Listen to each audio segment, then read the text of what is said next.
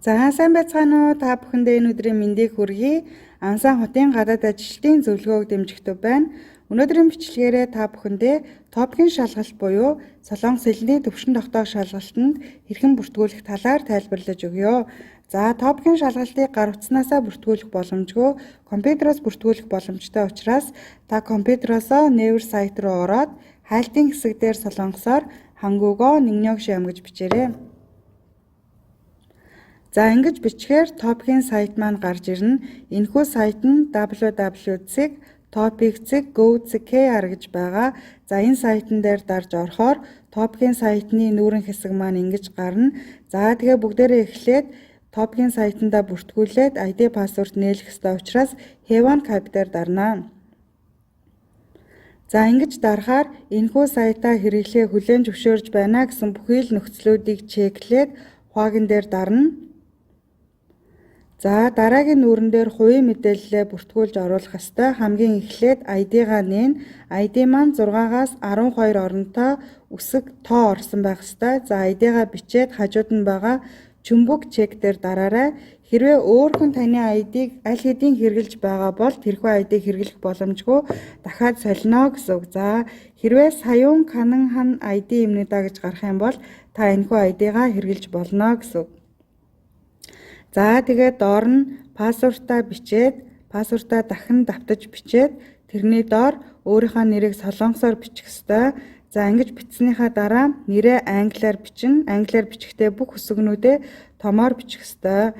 За нэрээ бичснийхаа дараа төрсөн он сар өдрөө сонгож бичээд өөрийн хүүсээ сонгоод дараа нь иргэншлээ бичих ёстой. За гүгжөө гэдгийн хажуу талд байгаа цэнхэр чаги дээр дараад солонгосоор юм уу англиар Монгол гэж бичээд Монгол улс маань гарч ирэх юм бол сонтэг дээр дарнаа. За тэгээ бүгдээрээ дараад нь Солонгос улсад амьдарч байгаа гадаад хүн буюу Чехан Вигугин гэдгийг сонгох ёстой. За тэрний доор хаягаа оруулна. Хаягаа оруулахын тулд Упион Бону Комсек гэдэг дээр дараад за өөрийн харьяаллын хаягаа бичнэ. За тэгээ манай ажлын хаягийг бичихийн тулд Бүбүрүү 43 гэж бичээд энтрээ дарахаар доормо бүтэн хаяг маань гарч ирж байгаа. За энийг сонгоно. Та тэгэхээр өөрийн гадаад үнэмлэхний ард байгаа хаягаа харж агаад бичээд ороорой. За тэгээ хаягаа бичснийхаа дараа ямар байрны хэдэн тоотод амьдэрдвэ гэд үйлдэлсэн бусад хаягаа бичих ёстой. За бичснийхаа дараа бүгдээрээ утасныхаа дугаарыг оруулна. Утасныхаа дугаарыг оруулчаад мессеж юм уу имэйл хүлээн авахыг зөвшөөрж ивэл яг сонгоно. За ингэж сонгосныхаа дараа бүгдээрээ тэр доор имэйл хаягаа бичнэ. За тэгээ имэйл хаягаа бичгээр хувь хүн өөрөө мөн байна уу гэдгийг баталгаажуулах хэрэгтэй байдаг. Топикийн сайтнаас таны бүртгүүлсэн имэйл рүү имэйл очих хэрэгтэй байгаа. За тэгээд бүгдээрээ имэйлээ биччихэд инжин код падги гэдэг дээр дараад хувааган дээр дарна. За ингээд дараад өөрийнхөө имэйл рүү ороод топикийн сайтнаас ирсэн мэйл дээр бүгдээрээ дарж орно. За ингээд дарж орохоор инжин код гэд байгаа. За тэр кодыг бүгдээрээ бугсаадж, копидж аваад инжин код гэдэг хэсэг дээр оруулаад инжин хаги гэдэг дээр дарнаа. Ингэж дарсныхаа дараа хувааган дээр дараад доор байгаа тэгнүг буюу бүртгүүлэх гэдэг дээр дарнаа. За мөн адил хувааган дээр дарна. За ингээд бүгдээрээ топикийн сайтанд амжилттай бүртгүүлсэн. За хэрвээ та амжилттай бүртгүүлсэн бол яг энэ нүүрэн дээр шиг гарна. За тэгээ логин гэдэг дээр дараад сая бүртгүүлсэн ID пассвортаа хийгээд логин дээр дарж орно. За ингээд дарж орсныхаа дараа топикийн сайтын бүртгэл эхлэх өдрөө бүгдээрээ өглөө 9 цагаас эхлээд эртхэн бүртгүүлэх ёстой байдаг. Яагаад гэвэл хүмүүс маш их шалгалт өгдөг учраас сургуулиуд маань дороод үрчдэг. За тэгээ бүртгүүлэхийн тулд интернет жобсуу гэдэг дээр дарнаа. За тэр өдөр хэрвээ хүмүүс маш их олон байвал ингэж хүлээх жижигхэн хуудас нүүр гардаг. За тэгээ миний өмнө 2226 хүн байна гэж байна. За ингэж хүлээж агаад уншаад босны дараа Хангуг иншижа чопсуу гэдэг дээр дарнаа. За ингэж дарахаар мөн адил хүлээн миний өмнө 6058 хүн байна. За хүлээж агаад орохоор ийм нүр гарна. За тэгээд 73 дахь удаагийн топик бүртгэлийн хугацаа болон шалгалтаа цуцлах, мөнгөө буцааж авах хугацаа, мөн шалгалтын хуудасаа хэвлэх хугацаа, шалгалт өгөх өдөр гэсэн энэ мэдээллүүд маань гарч байна. За та энэ мэдээллээ шалгаад хараарай. За тэгээд Шиомжан Комсэг гэдгээс бүгдээрээ шалгалт өгөх газраа сонгох хэрэгтэй байгаа. За тэгээд Кёнги Инчон гэдгийг сонгоё. За тэгээд шалгалт өгөх сургуулаа сонгоно. За тэгээд Хангук Санап Гисүлдэ Хагё гэдгийг сонгоё.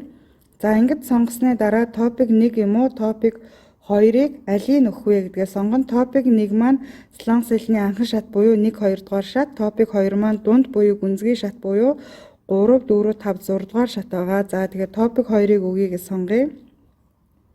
За ингэж сонгочоод бүгдээрээ Комсэг дээр дарна. Комсэг дээр дарахаар аль сургуульд топик хэдийг өгөх үү гэдэг нь гарч байна. За тэгээд тэрийгээ шалгаад зөв бол хуваагна гэдэг дээр дарна. За ингэж дарахаар мөн адил ингэж хүлээгдэж агаад орно. За ингээ амжилттай бүртгэлээ. Дараа нь бүгдээрээ чэт зураг бүртгүүлэх ёстой. Өөрийн чэт зургаа дараад компьютер дээр хуулцсан байх ёстой. За тэгээ Илбан Тэнгнүг гэдэг дээр дараад таны зураг хаана байгаа файлаа сонгоод Тэнгнүг гэдэг дээр дарна. За ингээ зураг маань амжилттай оруулж чадлаа. За 5 тангээ буюу дараагийн шат руу орно. За ингээ дараагийн шат руу орохоор дээр таны мэдээллүүд гарч байна. Овог нэр, төрсөн он, сар, өдөр, аль сургууль, топик хэдийг хөстэй гэдээ өөрийн мэдээлэлээ шалгаад за тэгээд альгаа тэн кёмнү буюу топикийн шалгалтыг хэрхэн мэдсэн бэ гэдгийг бүгдээрээ юу гэж оруулах вэ гэхээр за эндээс харж байгаа интернет гэдгийг оруулчих. Та тэгээ ямар арга замаар топикийн шалгалтыг мэдсэн бэ гэдгийг харж байгаа сонгоод оруулж болно.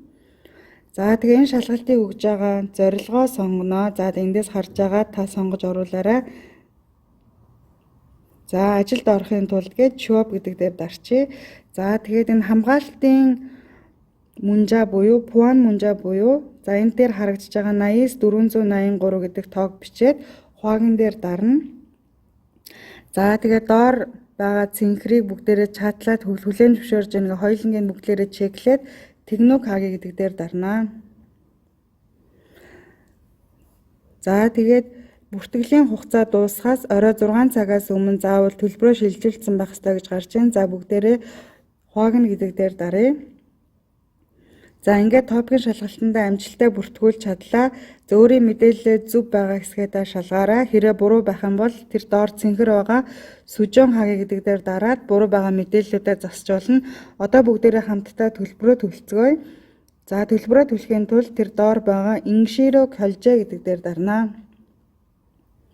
За шинэн картаараа төлж болно. Гэхдээ бид нар бүгдээрээ одоо дансаар шилжүүлэхээ сонгоод төлье. Тэгэхэд бол Касан Кежа гэдэг дээр дараад доор байгаа цэнхэр Колжа хаги гэдэг дээр дарна. За топик 1 маань 40,000 воны төлбөртэй, топик 2 маань 55,000 воны төлбөртэй болж нэмэгдсэн байгаа. За Колжа хаги гэдэг дээр дарж ороод дээр байгаа Чонче тунги буюу бүгдийг хүлээн зөвшөөрж байна гэдгээ чеклэн. За тэгээд өөрийн аль данснаас шилжүүлэх вэ гэдгээ банкаа сонгоно. За Кио банкыг сонгочихъя. Тэгээд өөрийнхөө нэрээс шилжүүлэх ёстой учраас аваг нэрээ бүгдийн томоор бичээрэй. За тэгээд 5 дээр дарна. За тэгээд 55,000 воныг Кио банкны данс руу шилжүүлнэ. За тэгээд энэхүү данс маань тэр доор таны бүртгүүлсэн имэйл хаяг руу ч очино. За тэгэхэд хувааган дээр дараарай. За хувааган дээр дарахаар 55,000 воныг Кио банкны хамгийн доор 08-аар эхэлсэн дансны дугаарлуу бүгдээрээ шилжүүлэх ёстой. За тэгээ энэ мэдээлэл таны имэйл рүү очино.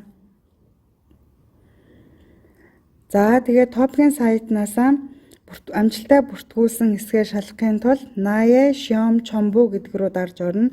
За ингэж дарж орохоор хэддэг удаагийн топикийн шалгалт, таны бүртгэлийн дугаар, аль сургууль, топик хэдийг өгөх талаар таны овог нэр, төрсөн онсоор зураг гэх мэдээллүүд гарч ирнэ. За тэгээ хэрвээ та мөнгөө шилжүүлээ төлбөрөө төлсөн бол Колжэ value гэж гарна. Одоохондоо төлбөрөө шилжүүлээгүй байгаа учраас эвгэм тэгж гэж гарч байна. За тэгээ бүгдээрээ хамтдаа топикдоо амжилттай бүртгүүллээ.